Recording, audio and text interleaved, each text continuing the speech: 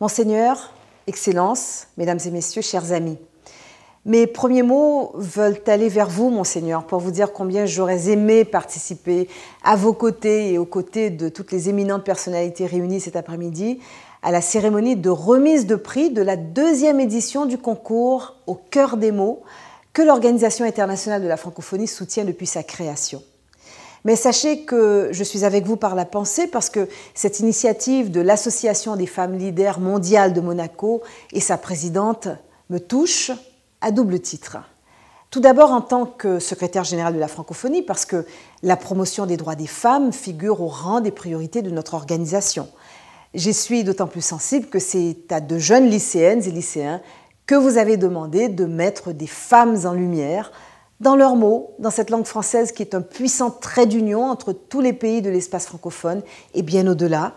qui est aussi un formidable vecteur de rencontre, de dialogue entre les cultures, de solidarité, de partage, plus encore avec les technologies nouvelles de la communication.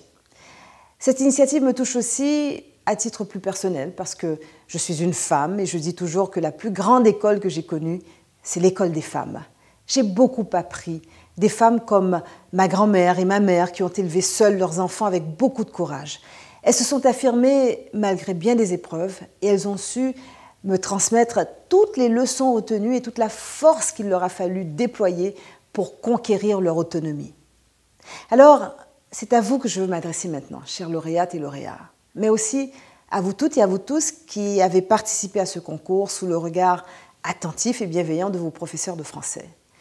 Soyez fiers de vous engager comme vous le faites au service de valeurs universelles, au service du dialogue interculturel, au service des droits des femmes. Il reste encore beaucoup à accomplir pour sortir de l'ombre ces centaines de millions de femmes empêchées de travailler et affligées au quotidien par des actes de discrimination de tout ordre, des violences intolérables, ces dizaines de millions de fillettes aussi privées de l'accès à l'éducation, alors que tout démontre que rien ne pourra se faire sans l'apport et la pleine participation de cette part de l'humanité que constituent les femmes, sans non plus l'apport et la pleine participation de la jeunesse. Ce combat n'est pas seulement celui des femmes, il est celui de toutes les femmes et de tous les hommes de bonne volonté, d'intelligence et de courage.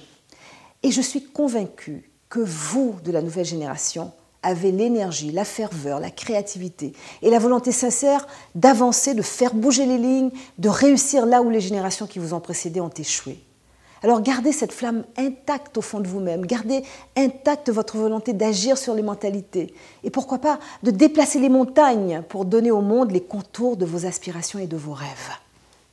Encore bravo, bravo à vous toutes et à vous tous.